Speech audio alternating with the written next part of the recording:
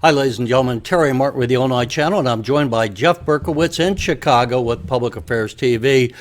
And Jeff, we are going to be taking a look. You and I were talking last week that the primary issue facing Chicago is crime. As you said, crime, crime, crime. That's what focuses, and we spent the whole show on that. We're going to be doing that again because, Jeff, as you and I talked about, after we did that show, there was an explosion in Chicago of crime. Folks, if you didn't know, there was a riot by young people, some say teenagers, young adults, marauding across areas of Chicago, down in Loop, across from Millennium Park, along Michigan Avenue, destroying property, attacking cars, attacking drivers in cars. There was one individual punching a bus driver. Let's take a look before we get into our conversation so you can see what it was like. At some cell phone video that was put together on the street, and then we'll talk about this.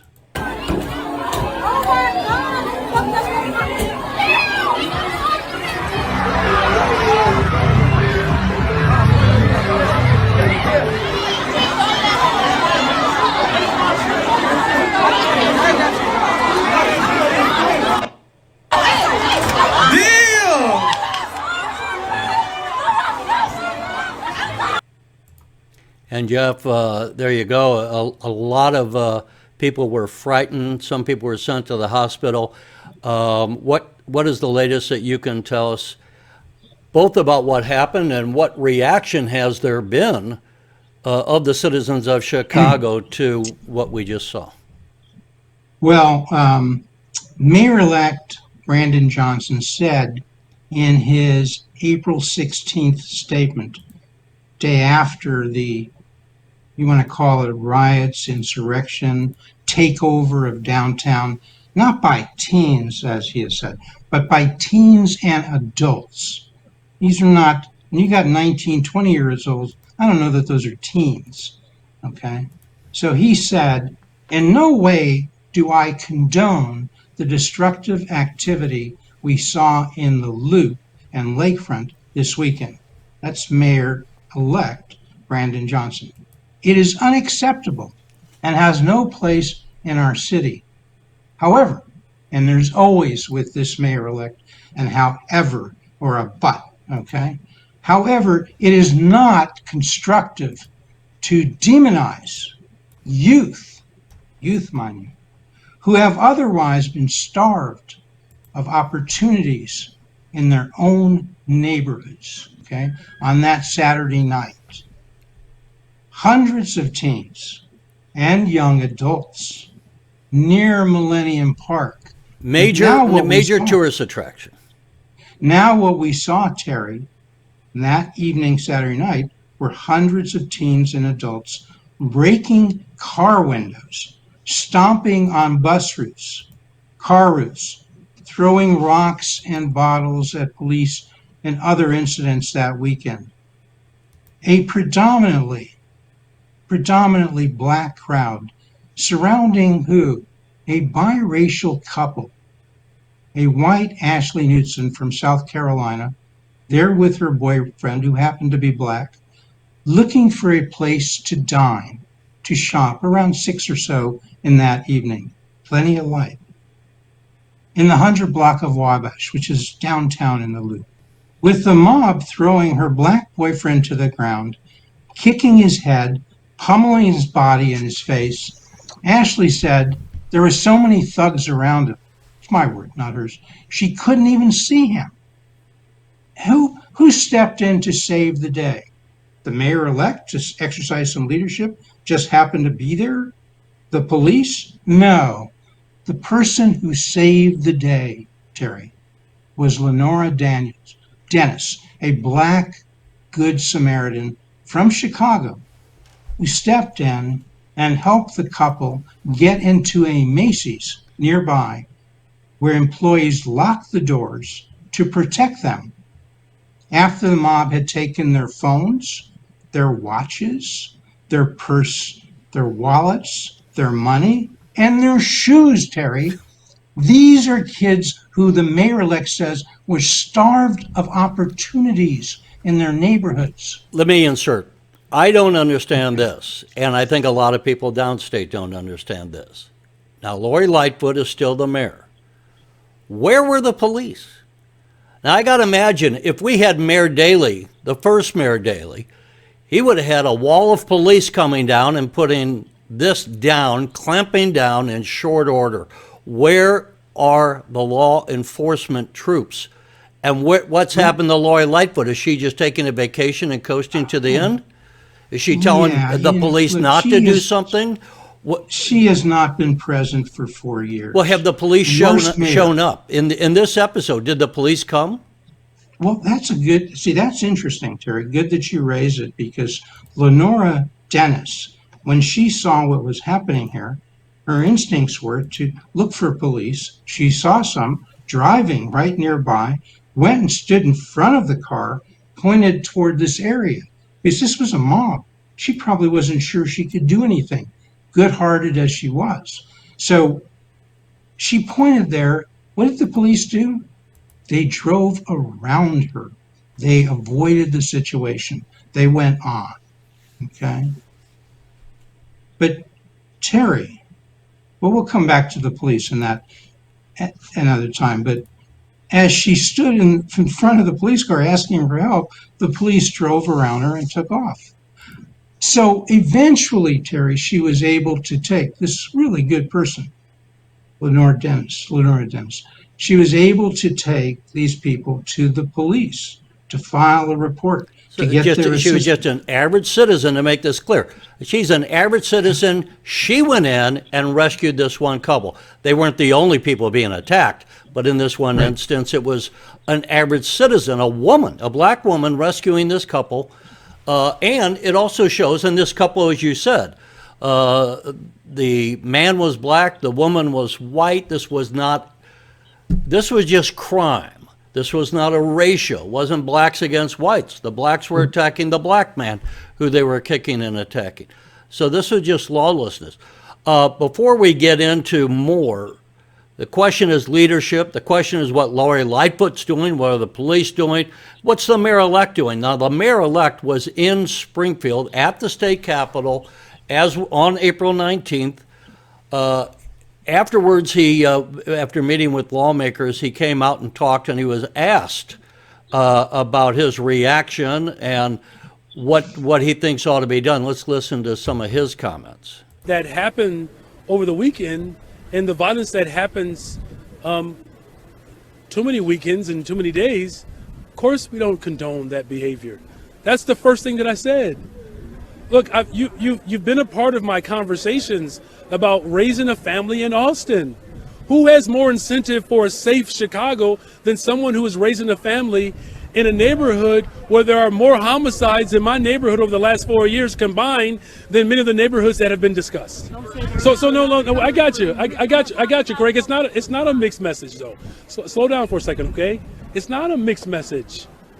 These false choices that people continue to try to make this body in the city of Chicago make, it ends under my administration.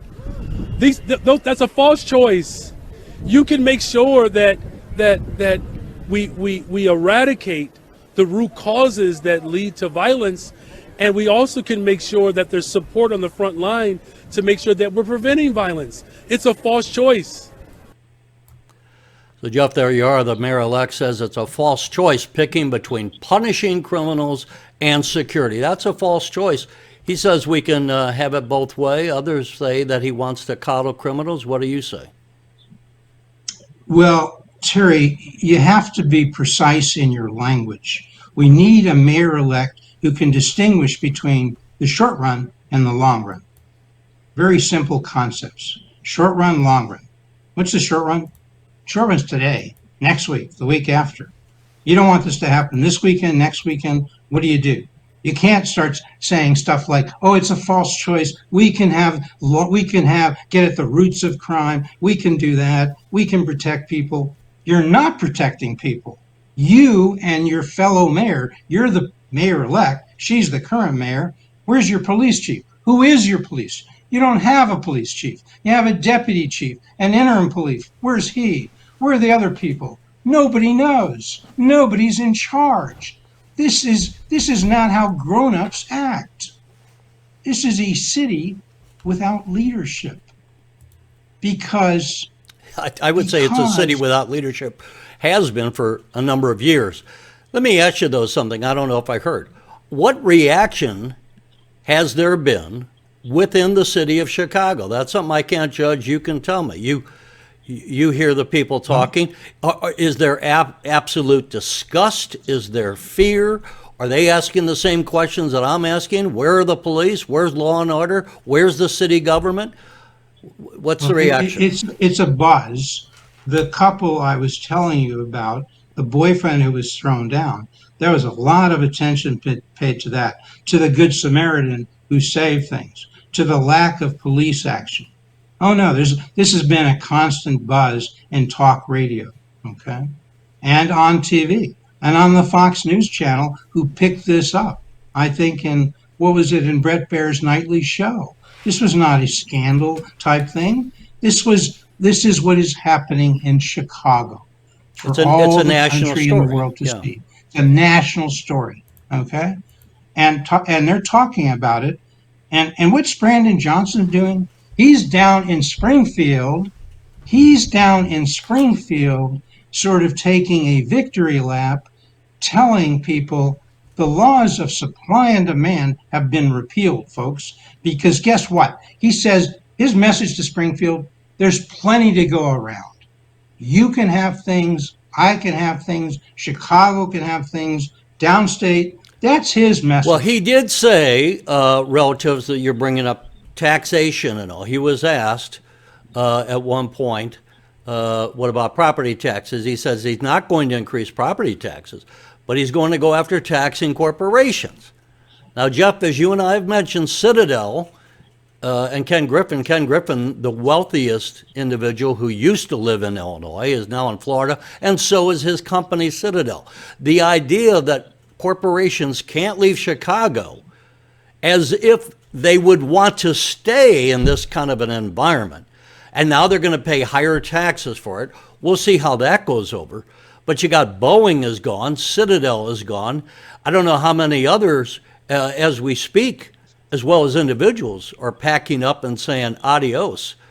But as I said last week, how many families, how many more conventions are going to want to come to Chicago when this is what they see on the national news, beating up people, destroying the property, and we get a reaction from City Hall of shrugging their shoulders. Well, he was asked in the piece you showed, I think, in that cut, I think he was asked, because we heard him saying, you want to make a false choice. We don't have to make choices. We can deal with the roots of crime. We can stop this. But he didn't say, this little thing was not a little thing. And he didn't say 9 adults and 6 juveniles were arrested. Because he talked about demonizing youth. The adults, are they youth? And they were arrested, I believe, mostly for reckless or disorderly conduct, reckless behavior. There may be a weapons charge or two there. Most likely the charges will be dropped. He didn't talk about that. He didn't talk about State's Attorney Kim Foxx, who doesn't really want to prosecute or even acknowledge the violent crime under her watch that's grown. No, he didn't talk about that at all. He didn't talk about the violent assaults. He didn't talk about setting cars on fire. He didn't talk about pulling a guy while his wife watched in horror out of the car and start pummeling him. No, he didn't talk about any about that. It was a la-di-da moment in Springfield. And the press, they didn't follow up because they never do. Because if they want to be invited to do one of those, la-di-da interviews, well, they can't ask them tough questions, Terry. So he waltzed into Springfield, he waltzed out. I don't have a problem with him going to Springfield for a variety of reasons. I'm not going to get into it. I don't have a problem with going to Springfield. I do have a problem when people don't address the issue and say, we are going to bring law and order to the streets of Chicago one way or another. And my advice, he should have said to to the young people and anyone else that thinks they can engage in mayhem is it's not going to happen in Chicago under my watch. That's the kind of message that should have been sent.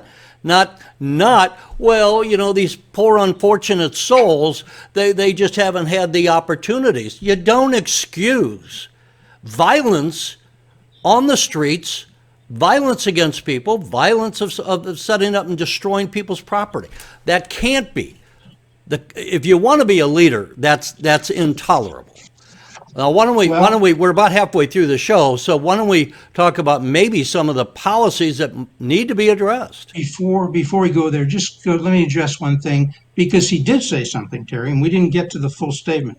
He did say, according to the Tribune's report, no criticizing the kids, the mayor-elect said, the Tribune reported.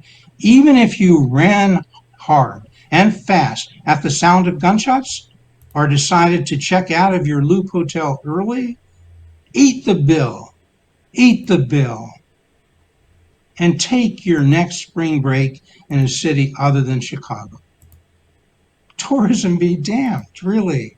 It's amazing that he would make that statement. I threw in the last bit about tourism be damned, but that's his attitude. That's reported in the Chicago Tribune. Check it out, April 17. 28 days before being sworn in. Aside from these people being kicked and punched, were there killings? Did people die during this? I don't think they died. There were shootings, and some were wounded and taken to the hospital. I don't think anybody died, because as Paul Vallis said, look, they're not going to arrest you. You don't have to worry about that unless you kill somebody. So if you want to have somebody arrested who did harm to you and you're the victim, make sure you're dead, because then they got some arrest rate, right? 32% or so if you're murdered. It's about 5% if you're assaulted but not murdered. And the point is that people were shot. This wasn't just kids being kids and kids being, wilding. And by the way, on social media, they've been calling for coming out again this weekend. Yeah. Of course, Terry, because here's this are one the thing. police ready? Are they talking about it? Is there a message being sent to that? You asked sort of implicitly about the media. This is from WGN, as they say, Chicago's own. April 18th, a few days after, to reflect on this, what happened on the weekend. This is TV news report by anchors Ray Cortopassi and Dina Baer. Dina Baer says the traumatized couple, I'm putting that, but she says they, and they meaning the traumatized couple, I guess, who they were discussing, have hope for the world after that Good Samaritan who they discussed, Lenora Dennis, who we discussed, after she came forward. But there was no interview with Brandon Johnson. There was no questioning of Brandon Johnson. There was no discussion of the police chief, currently the interim, Eric Carter. No, there was no talking about what's Eric Carter doing, recommending that in the Adam Toledo shooting. We won't go into all those details. We told our viewers about it. We'll come to that. They're corporate media, and they can't say what we can say. Well, they editorialize when they like. There's nothing about the mayor. They don't give you the data, which we'll do now. And they don't quote from Senator Robert. We have 10 minutes left in the show. But just the one quote from State Senator Robert Peters, who is chair in the Illinois legislature of the Black Caucus, okay, the Democrat Black Caucus. And here's what he says. Senator Peters, I would look at the behavior of young people in this incident as a political act and statement. It's a mass protest against what, Terry? Poverty and segregation. This is from the chair of the Black Senate Caucus in Springfield. This is the best they can come up with. I might want to ask Senator Peters, what about 20 and 30 and 40 and 50-year-olds who are struggling financially? Do we get to go out and beat people up on the streets? Do we get to go out and shoot at people? Do we get to go out and set other people's cars on fire? We love to interview Senator Robert Peters. They're not going to. They're never going to. This is ridiculous. It's just ridiculous. Well, let's give people some idea of why this is happening and why it's likely to continue to happen. Let's look at some data from Wirepoints. Let's put this in the context of the broad historical context. Let's put this in the context what happened in 1970s, 80s, 90s, and then so forth. And what happened in New York when they were Mayor Rudy Giuliani, back in the day when he was America's mayor, he oversaw a collapse in New York City homicides during his tenure. So look at those numbers in the 80s and 90s. In that tenure, homicides come way down in New York, right? And what happens? They stay down. Look at that drop from 2,000 homicides, now a population of 8 million, pretty high even then, over 2,000 Well, in homicides the 90s, I mean, it 1991. was very high in the 90s, over 2,000. And then what happens under Giuliani's tenure? Yep. 1997, he's down to 600, less than we have now in Chicago, a city of 1/3 of the population in New York. And then it stays there, Terry. It stays there in 2000, 500 or so, 2006, stays there, it's going up recently. And let's take you to D.A. Bragg. We've all heard about D.A. Bragg in New York, the district attorney, and now he's touting the low homicide rate of New York City last year. He doesn't give you the context that was brought about by Rudy Giuliani, right? I mean, let's go to the next slide. Let's go to the next slide on 30 years after the New York City reforms, Chicago's homicide rate remains 5 times higher than New York City's. Is Mayor-elect Brandon Johnson talking about that? Is our current mayor for the last 4 years talking about it? I don't hear it, Terry. Are the media talking about that? Look, those wavy charts may be a lot to digest in a few seconds, but notice the New York homicide rate per 100,000 residents starts pretty high, like about 30 per 100,000 back in 1988. And notice that black line comes down quickly. By 97, by 2000, it's down to 5, and it stays down there. Los Angeles, high, it drops quickly, and it stays down there. That's the green line. And again, Higher these than New are York, these are much higher than homicides per Chicago. 100,000 people, we want to point out. Right, so it's adjusted for population. But look at Chicago. Chicago's the outlier. It's high with the other two cities in 1993 and 94. Comes down somewhat, but not as much as them. And then it's going up and down. And now it's 5 times higher than New York. Why would that be, Terry? Is it just that Chicago is a high homicidal city? Is that why, Terry?